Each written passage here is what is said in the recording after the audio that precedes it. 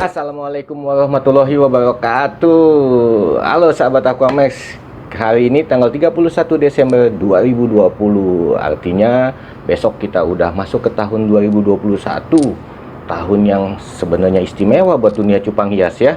Karena di tahun 2021 kontes cupang hias ini sudah berkiprah selama 25 tahun di Indonesia. Jadi artinya seperempat abad kontes cupang hias.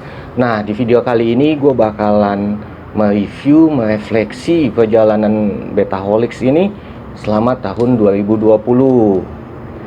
Di tahun 2020 ini adalah tahun yang penuh cobaan, tapi juga penuh berkah bagi sebagian cupang hias. Bagi dunia cupang hias ya, bagi sebagian cupangers, wah berkah banget karena cupang hias nanjak. Tapi ya mudah-mudahan kedepannya tahun 2021 bakalan lebih booming lagi, lebih hebat lagi. Oke, nah kita lihat-lihat ya videonya. Di awal tahun 2020, tanggal 1 Januari 2020, gua dapat berkah bro. Rumah gua kebanjiran. Nah, waktu malam tahun baru kan gua lagi kumpul sama nyokap sama keluarga gua ya, sama adik-adik. Tapi ternyata rumah gua yang lagi kosong itu kebanjiran bro. Pada saat pagi 1 Desember gue ngeliat rumah gue keadaannya kayak gimana, wah ternyata hancur lebur. Nah teman-teman bisa lihat di videonya, ini gue baru bisa masuk rumah itu tanggal 2 Desember. Jadi 2 hari itu rumah kerendam. Wah bukan main. Kehancurannya jangan ditanya deh. Ini kamera kalau nggak dipinjem kawan gue juga, wah udah ikut hancur juga. Yang disayangin komputer, laptop yang penuh data-data juga. Kerjaan gua dan cupang hias rusak semua, jadi hancur deh data-data gua. Kamera jangan ditanya lagi, kamera sampai GoPro gua rusak juga, hancur semuanya. Jadi gua bingung juga nih kedepannya bakalan YouTube kayak gimana. Syukurnya untung nih kamera nggak kena banjir juga karena dipinjam sama temen gua. Nah lanjut, padahal nih tahun Januari itu 11 Januari Beta Patriot mau buat sebuah event kecil yang diadakan dalam rangka pemanasan menjelang ulang tahun Beta Patriot. Walaupun sebagian teman-teman Beta Patriot pada kebanjiran, tapi ya kita tetap gulirin event tersebut, jalan jadi terus. Dan gua kaget ngelihat animo dari teman-teman cupangers. Padahal event kecil ya, cuma 26 kelas, ternyata entry-nya bisa sampai 500 lebihan. Nah ini kan luar biasa, bukan main ya. Jadi gue mikir, wah berarti persiapan ulang tahun Beta Patriot dan Kota Bekasi yang bulan Maret, kita udah mesti siap-siap lagi gitu kan. Kita godok lagi yang lebih matang lagi, event biar lebih oke lagi. Di bulan Februari, setelah banjir lagi habis beres-beres rumah, bersih-bersih, ternyata gue nemu file-file video lama gue yang bekas-bekas di dunia statik tahun 2018. Nah dari video itu gue belajar edit lagi video sendiri. Sebelumnya Aquamax, untuk video Aquamax ini gue ada yang ngeditin, tapi ya berhubung keadaan gue belajar ngedit sendiri dan gue mulai upload lagi. Nah baru mulai belajar edit, ternyata kedatangan lagi bro, banjir kedua. Wah, tapi ini gue lagi ada di rumah. Nah teman-teman juga bisa lihat rumah gue kayak gimana keadaannya waktu banjir kedua tanggal 25 Februari ini. Halo sahabat Aquamax, sekarang gue punya kolam renang pribadi nih bro. Iya kan? Kapan lagi punya kolam renang kayak begini di rumah? Lu pada nggak punya kan? Jangan ngaku orang kaya bro kalau belum punya kolam renang kayak begini. Ya lanjut kita main lagi loh cek.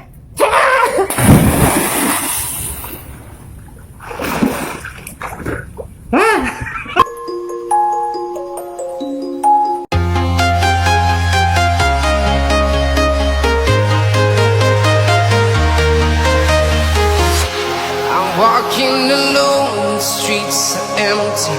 The only thing I can see is my own silhouette. I'm getting stronger, step by step. The clock is ticking, but there's no time for me. I've been flying from town to town, from London to Taiwan. I've been all around the globe, trying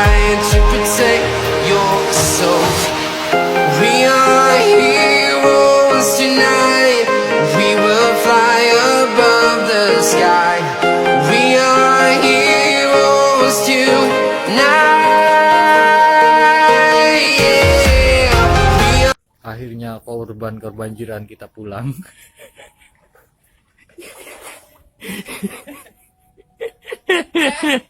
Wah, hancur lagi. Belum selesai kerjaan yang kemarin, baru aja rumah gua rapi, udah diterjang banjir lagi kayak begini. Tapi nggak apa-apa, mungkin itu berkah buat gua. Jadi ya kita yang sabar aja ngadepin hal-hal begini, gak usah dibikin pusing. Yang penting kitanya masih sehat dan selamat, itu aja.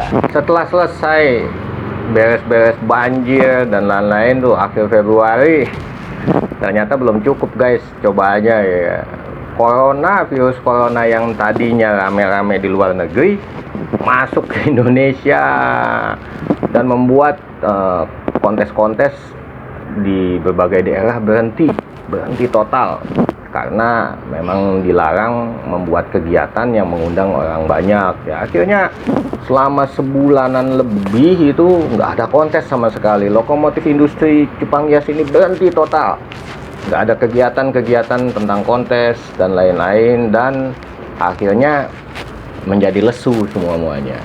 Nah, di tengah kesenggangan itu gue sempetin untuk nulis 2 artikel, yakni memelihara cupang hias sebagai solusi kejenuhan saat karantina corona, itu waktu tanggal 24 Maret ya.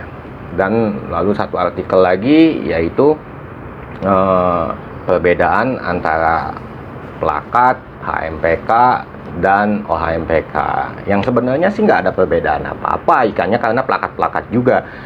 Tapi ya mungkin karena perbedaan di bentuk ekornya aja. HMPK dari plakat tradisional yang ekornya bentuknya bulat berubah menjadi bukaannya yang lebih tegak dan setengah bulan, makanya disebut HMPK.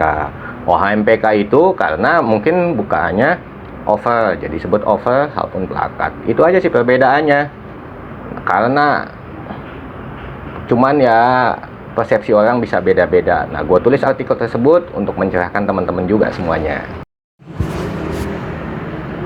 Masuk ke bulan April, udah 2 bulan nih kegiatan kontes berhenti se-Indonesia.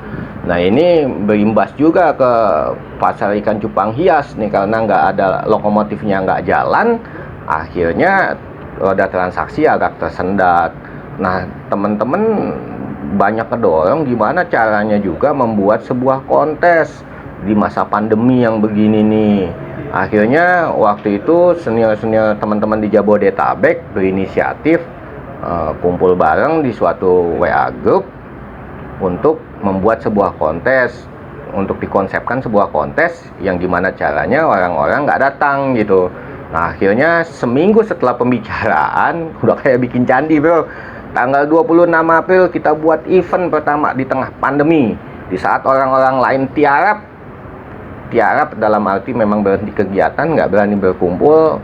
Kami didorong membuat kontes Crazy 1. Crazy artinya crazy, ya kontesnya orang-orang gila, karena di tengah-tengah pandemi kita masih membuat kontes. Waktu itu gue berpikiran bahwa yang penting ada tempatnya yang representatif untuk kita ngumpulin ikan, lalu kontesnya bisa disaksikan dengan memanfaatkan fitur-fitur yang ada di sosmed, di Facebook, fitur live. Jadi teman-teman bisa nyaksiin kontesnya melalui live streaming di Facebook, sedangkan ikan dikirim ke teman-teman juri yang ada di Jabodetabek untuk mengikutinya. Jadi juri, ya jadi joki juga, jadi panitia juga, memasukkan ikan tengah malam.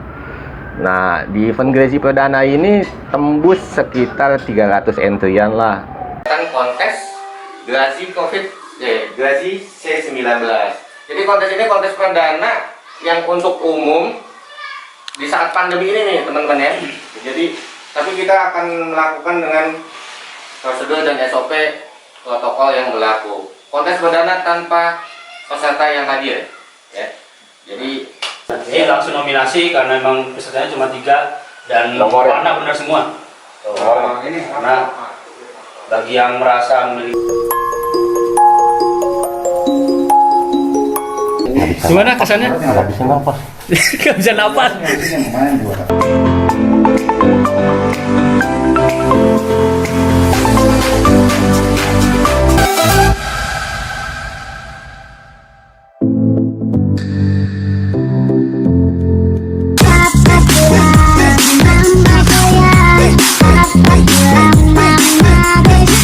Dan ternyata ngurusin 300 entry dengan konsep begini, capeknya sama aja kayak bikin event 800 entry, 1000 entry kayaknya. Tapi alhamdulillah disukses juga di acara ini dan membuat roda-roda transaksi mulai berputar kembali. Nah, itu kami juga merasa senang karena bisa berbuat di tengah pandemi ini, nggak diem doang gitu, nggak ngeluh doang, nggak bicara aja, tapi kami realisasikan dalam membuat sebuah event. Meski tidak boleh berkumpul, kami konsepkan agar kontes tetap berjalan. Setelah event perdana Grazy di tanggal 26 April itu, ternyata muncul gairah lagi di teman-teman. Lalu mereka mendorong juga, bikin lagi lah Grazy sesi lanjutannya dengan konsep yang seperti yang sama.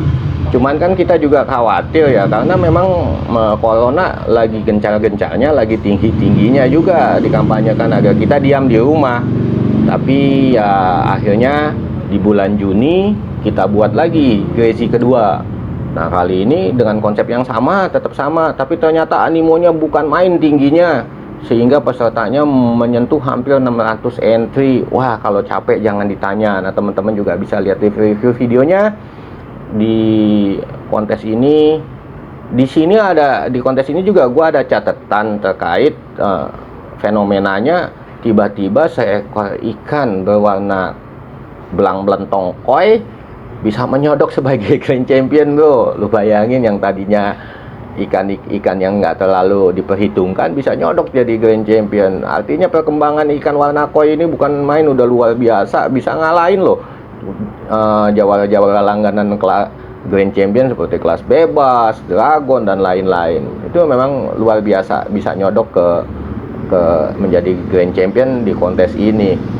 Total peserta adalah 588 ekor. Terima kasih buat kalian percayanya ya.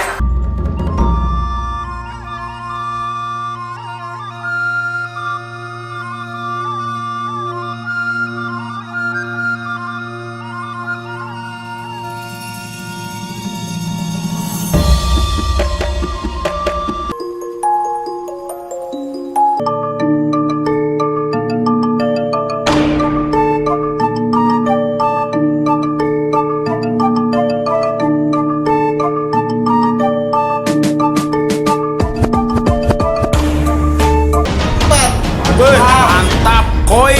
GCPK-nya koi. Sekut.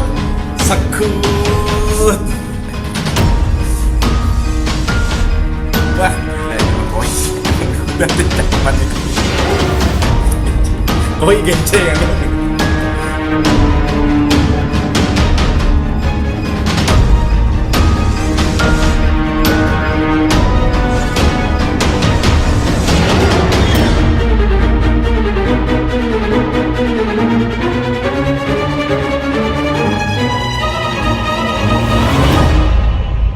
Dengan menyodoknya warna koi ini sebagai Grand Champion, itu artinya perkembangan koi luar biasa banget, bro.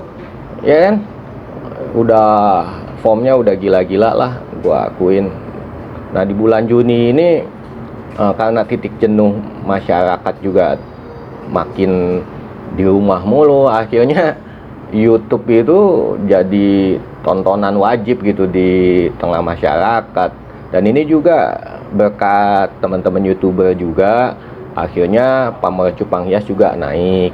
Karena memang di saat kontes-kontes binatang lain pada berhenti, ternyata kami bisa ngegulirin 2 event, walaupun cuma 2 event melalui live streaming, cupang hias bisa tetap berjalan. Nah, ini membuat juga pamor cupang hias makin naik. Nah, setelah masuk bulan Juni ke sini, masuk era new normal. Nah, ada lagi event Grazy 3, cuman waktu itu gua ada kesibukan, jadi nggak ngejualin di sana. Dan ternyata bisa tembus sampai 900 ekor, bro. 900 ekor, itu kan kaget juga gua ngedengarnya bahwa event setelah new normal ini bisa tembus 900 ekor. wah luar biasa banget deh. Mulai bulan Juni ke sini kayak ada napas lah buat kita. Akhirnya event-event mulai bergulir lagi di berbagai daerah. Udah seneng banget gua ngelihat brosur-brosur kontes udah bertebaran lagi, dan aura genderang-genderang kompetisi udah ditabuh lagi di mana-mana. Nah ini kan berimbas positif banget ya buat pasar ikan cupang hias ini, karena makin banyaknya kontes artinya lokomotif industri udah mulai jalan lagi dan transaksi mulai berputar lagi itu bro. Di bulan Juni juga gua nyempetin membuat sebuah video tentang dominasi pemain lama nih di kontes. Banyak orang suka bilang pemain lama sering menang. Nah di video itu gua mau bikin sebuah review dan penjelasan ke teman-teman kenapa sih bisa pemain lama mendominasi di kontes-kontes. Nah, teman-teman juga bisa simak videonya. Gua bersama Om Cueng sebagai narasumber dan teman bicaranya. Nah di bulan Agustus ini udah mulai rame tuh kontes di mana-mana, tapi Jabodetabek belum terlalu signifikan pergerakannya. Nah di bulan September baru teman-teman Jabodetabek membuat sebuah event dalam rangka setelah Agustusan ya. Di bulan September tanggal 19 yaitu kontes merah putih di Parung di Tirta Sanita. Nah ini cukup mengejutkan karena dengan peserta yang 1064 ekor untuk SNI, ini luar biasa banget gitu. Nah teman-teman juga bisa lihat videonya, review-reviewnya, dan ikan-ikan yang juaranya di video ini ya. Nah masih di bulan September juga gua berangkat bareng Bang Edi Sudarjat ke Bengkulu. Sebenarnya ini event udah sejak Maret lalu ya. Event Piala Gubernur Bengkulu ini udah dirancang sejak Maret lalu, cuman karena kepending masalah corona akhirnya digelar di tanggal 25 September. Nah, gua bareng Bang Edi, ada juga teman-teman dari DKI yang datang seperti Om Rere, Om Sigit, dan lain-lain lah meramaikan kontes tersebut.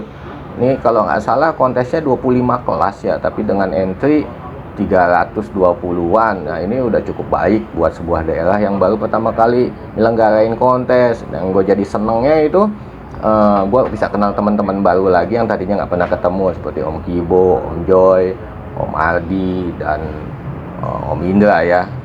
Ada catatan juga yang luar biasa buat gue.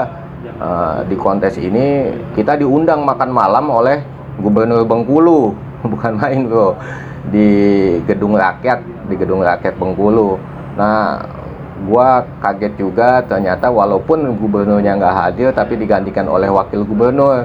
Nah seumur nih berkaitan dengan cupang hias karena urusan ikan doang, gua tiba-tiba makan malam duduk semeja bareng sama seorang wakil gubernur. Itu luar biasa banget bro. Pengalaman saya baru kali ini bisa duduk semeja dengan orang kedua di sebuah provinsi Pak, baru di Bengkulu ini,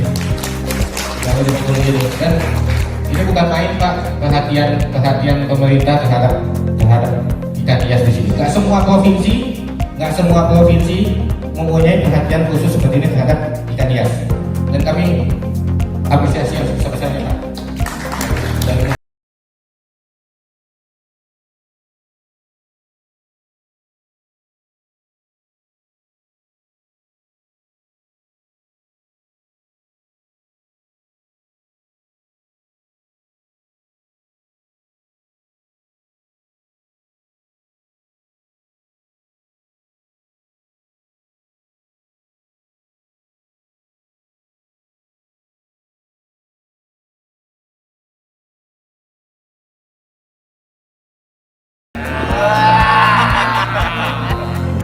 Nah itu berkesan juga buat gua, tapi ya kita usahain biar gimana caranya daerah juga pengennya kan makin maju ikan hiasnya ya, bukan cupang aja tapi ikan hias lain juga bisa maju. Nah gue terima kasih juga buat teman-teman Bengkulu yang undang-undang gua ke sana. Nah di bulan Oktober itu kan kontes ulang tahun Beta Patriot yang harusnya bulan Maret kemarin udah mulai kita gulirin lagi. Nah di sini gua juga lobby ke pemerintah Kota Bekasi, ketemu sama Pak Wawali, dan alhamdulillah Pak Wawali mau berkenan berkunjung ke markasnya Beta Patriot di rumah Pak Ketut Titis Adiwijaya, Oman di Papua ya. Alhamdulillah beliau berkenan berkunjung juga untuk merestui kontes ini gitu. Di bulan Oktober juga gue dapet undangan ngejuri dari temen-temen di Rantau Prapat, kontes Botimon. Nah ini hadiahnya nggak bercanda juga bro. Untuk juara umumnya ada motor NMAX. Wah, gue sedikit kaget juga dan agak ragu juga pertamanya, karena pernah kejadian juga beberapa hal yang kurang baik gitu terkait hadiah-hadiah motor ini. Tapi setelah gua pastikan ternyata emang bener gitu hadiah yang disediain NMAX. Akhirnya gue dorong teman-teman juga untuk datang ke kontes ini gitu, karena hadiahnya NMAX. Dan terus terang gue suka denger gitu di daerah Sumatera Utara agak keras juga gitu pemain-pemainnya terkait kontes gitu kan. Jadi akhirnya gua koordinasi betul dengan panitia berkali-kali intens gitu untuk gimana sih biar event ini lancar tanpa masalah gitu kan. Dan ternyata Rantau Prapat itu jauh juga dari Bandara Kuala Namu, masih 7 jam bro jalan. Jauh sekali. Jadi gua berangkat dari pagi dari Bekasi aja jam 1 malam. Naik Damri ke bandara jam 3 gue udah di bandara, flight jam 5, setengah 8 gue udah sampai Kuala Namu. Tapi karena ada hambatan akhirnya jam 12 gue baru berangkat ke Rantau Prapat, dan sampai sana jam 8 malam. Lelah banget, tapi ngelihat kondisinya dan ngeliat temen-temen Sumatera Utara bukan main, rame sekali, hebat betul deh. Nah malamnya gue paksain untuk briefing dengan juri-juri di Sumatera Utara. Waktu itu jurinya ada Pak Bang Amin, lalu Om Riza Satya Aceh, lalu Ibnu dari Pekanbaru, dan satu lagi Om Teguh Umar ya, Teguh Umar dari Medan juga.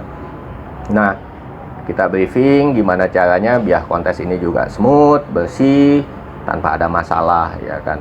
Kalau gue sih banyak yang bilangin juga terkait pemain-pemain bahwa Medan ataupun Sumut itu adalah daerah yang keras gitu. Tapi insya Allah gue bilang karena kedatangan gue juga niat gue baik gitu. Jadi gue nggak pernah takut untuk hal-hal begitu, nggak ada urusan dengan hal-hal di belakang lah. Niat gue baik, jadi gue nggak perlu takut dengan apapun yang terjadi gitu. Nah di sana juga alhamdulillah kontes berjalan dengan lancar, dan gue juga dapat ilmu-ilmu baru terkait ikan-ikan warna bro. Jadi ya saling sharing dengan juri-juri sana juga. Gue juga masih tetap belajar dalam penjurian ya kan, walaupun udah panjang jam terbangnya, tapi tetap kita mesti belajar. Nah gue dapat ilmu-ilmu baru dari Wamin, dari teman-teman Medan terkait ikan-ikan warna. Dan ternyata yang dapet NMAX-nya itu orang Medan sendiri, yaitu dari SBM, gua agak lupa, Rizky kalau nggak salah. Dan motornya keluar alhamdulillah, bukan main. Rantau Prapat luar biasa ngeluarin sebuah hadiah juara umum yang paling terbesar nih, sebuah sepeda motor NMAX. Mantap untuk Rantau Prapat. Masih di bulan Oktober, akhir Oktober gue nyempetin soan setelah pulang dari Rantau Prapat, gue nyempetin soan ke salah satu sesepuh dan guru gue juga, yakni Abah Kamil, untuk membahas histori lagi tentang cupang hias. Ya kan, ngelengkapin video gue yang dengan Bang Yus waktu itu. Memang udah ke pending lama ini, tapi gue sempetin ke Abah Kamil untuk menggali lagi histori tentang seri, tentang perkembangan kontes di Indonesia. Teman-teman bisa simak juga videonya, oke? Nah, di awal November, tanggal 31 dan 1 November, kita event ulang tahun Beta Patriot yang udah ke pending berbulan-bulan akhirnya bisa bergulir, bro. Wah, seneng juga gua. Tanggal 31 kita udah prepare. Nah, teman-teman bisa lihat juga videonya. Ternyata kaget banget gua. Animonya bener-bener tinggi. Tercatat 1456 ekor ikan masuk di kontes ini dari 46 kelas, bro. Artinya rasionya per kelas itu 31 ekor setiap kelas isinya tuh. 1445 dari 46 kelas. 31 ekor per kelas, luar biasa banget.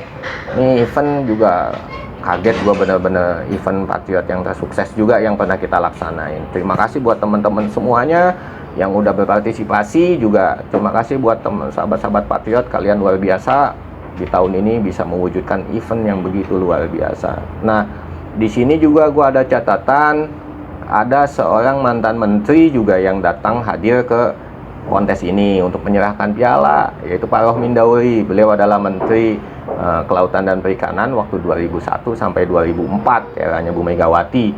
Nah, sekarangnya karena posisi beliau masih sebagai staf penasihat ahli menteri, akhirnya kami juga mendorong beliau untuk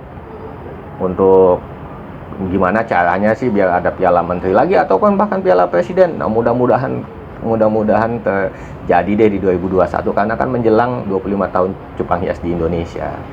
Jadi doain aja ya. Oke. Setelah event Beta Patriot yang tanggal 1 November selesai, gua kaget juga, gua dihubungin sama stafnya Pak Rohmin. Ternyata tanggal 4-nya hari Kamis itu gua udah langsung dipanggil ketemu Pak Rohmin untuk rapat bareng mendiskusikan masalah-masalah yang sebelumnya kita bicarain di event Patriot itu. Wah, seneng banget, tapi ya mendadak begitu, kaget juga, akhirnya gua mesti geser kerjaan. Jadi gua utamain untuk datang ke ketemu dengan Pak Rohmin. Di sana kita diskusi banyak hal dan persiapan terkait 2021. Nah, mudah-mudahan teman-teman harus ngedoain ya biar kita bisa dapat event Piala Presiden dan Piala Menteri, 2 event gede kayak begitu di 2021 kan luar biasa. Oke. Makasih buat Pak Rohmin atas dukungannya ya. Sama beliau, iya kan? Saking aku udah punya niatan tanya anak-anak gitu Pak, karena mungkin ya nggak mungkin lah level-level kami ini nggak ketemu Pak. Iya kan, saya pernah juga sebenarnya minta audiensi sama Pak Menteri, mungkin Pak Menteri lagi pasti agak sibuk baru-baru. Ya makanya kalau pengen mau permasalahan seperti ini agar bisa selesai, terutama pengiriman Pak. Jadi gini, kalau saran saya sebelum menteri itu aku sudah catat dulu apa permintaan kita yang dari pemerintah dalam BKKP itu. Saya sebenarnya udah nyiapin Pak, cuman tadinya kan rencananya Selasa, cuman belum dia konsep-konsep kemarin baru dadakan Ibu Kalau bilang itu minggu ya, misalnya ya Ibu di rumah saya kalau paling ini jadi Palembang jam 4. ya permohonan audiensi yang mau disiapin pada saat itu juga silakan atau nanti kita siapkan. Silakan aja. Pak Ruli kan tinggal di Bogor kan? Iya. Tapi mungkin bisa Pak Wija itu Pak, kan Raisa Cibinong di bawah Wija. Oh iya, benar. Mau ada kata-kata Ruli juga ya? Iya. Katanya pagi. Iya, benar. Lagi konyol-konyol ya kayak gini aja udah agak gimana gitu jadinya. Tapi saya pengen selalu itu kan nadinya ini Pak, nadinya apa? Ekonomi malah lebih gampang Bu kirim ke luar negeri. Iya betul nggak? Betul. Malah lebih gampang ke luar negeri. Daripada kirim. Iya. Jadi mungkin kayak maskapainya ada ganjelan apa kargonya Pak. Lalu di pihak ininya bilangnya itu kargo yang tetap begini, kita kan nggak tahu Pak. Tapi kalau mungkin levelan menteri ya yang panggil itu duduk bersama semuanya kan bisa dibicarain. Memang begitu Pak.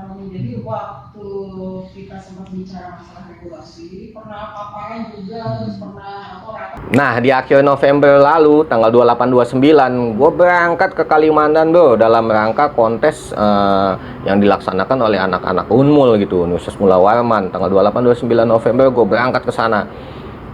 Ternyata animonya benar-benar luar biasa. Tercatat 865 ekor ikan yang bertarung di kontes tersebut. Waduh. Tapi karena kekurangan SDM juri, ya, jumlah juri yang ngejurin akhirnya jadi molor. Dan ini gue punya catatan luar biasa. Gue ngejurin sampai 24 jam bro. Mulai gue ngejurin itu jam setengah 11 pagi hari Minggu, selesai jam setengah 10 pagi hari Senin. Lu bayangin gue ngejurin 865 ekor ikan, harus gue liatin satu persatu dari Minggu sampai Senin. Kontes paling lama di dunia, mungkin pertama di dunia kali ngejurin 24 jam itu. Tapi nggak apa-apa, artinya animo juga makin tinggi. Tapi baiknya mudah-mudahan kedepannya kalau ada kontes lagi, jumlah juri ditambahin biar nggak molor kayak gini waktunya. Jangan sampai lagi, cukup sekali aja deh gua ngejurin 24 jam, nggak lagi-lagi. Oke? Terima kasih ya buat sahabat-sahabat di Kaltim di Samarinda ya, mantap. Di bulan Desember 2020 ini rencananya tadinya ada kontes di Bali tanggal 5-6 Desember, tapi karena ada sesuatu hal kontesnya batal bro.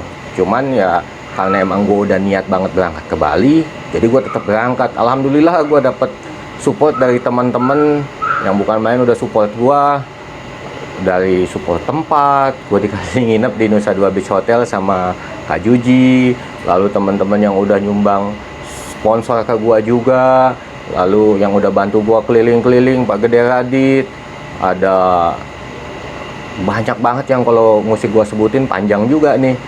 Gue ucapin terima kasih yang sebesar-besarnya nih teman-teman yang udah support semuanya. Gue berangkat ke Bali, alhamdulillah gue di sana bisa liburan sambil bikin video tentang Cupangras Bali. Ada 7 video yang gue rilis pada saat gue berangkat ke Bali dari tanggal 3 Desember sampai 8 Desember. Terima kasih ya semuanya, teman-teman bisa ngeliatin videonya juga di channel ini ya. Setelah gue berangkat ke Bali, gue pulang hari Selasa, lalu hari Sabtunya tanggal 12 Desember gue mesti berangkat lagi ke Medan.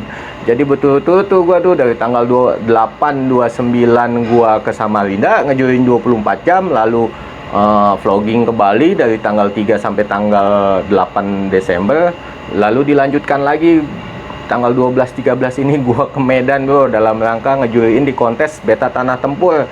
Wah luar biasa banget, ternyata di sana animonya tinggi juga, hampir sekitar 550 ekor ikan yang entry di kontes itu. Di sana gua ngejuriin bareng Om Budi Irsan, Om Rijal Satria lagi, Om Ibnu, ya kan. Kita berempat juriin akhirnya, tapi karena ngelihat situasinya yang memungkinkan, gua buat menjadi satu tim. Nah di sana gua makin belajar banyak lagi bro sama salah satu sesepuh Medan yaitu Om Budi Irsan.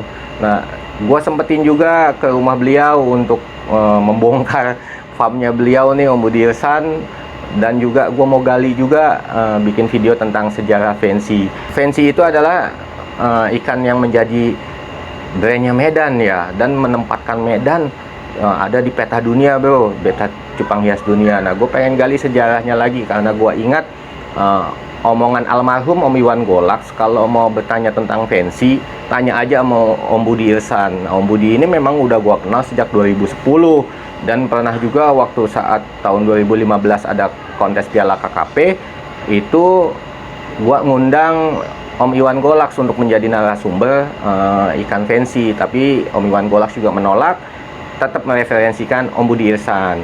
Jadi Om Budi Irsan lah yang waktu itu jadi narasumbernya, dan referensi dari teman-teman lain juga merujuk ke Om Budi Irsan. Makanya untuk sejarah fancy ini gua minta Om Budi Irsan sebagai narasumbernya. Luar biasa banget Medan, mantap, makasih ya.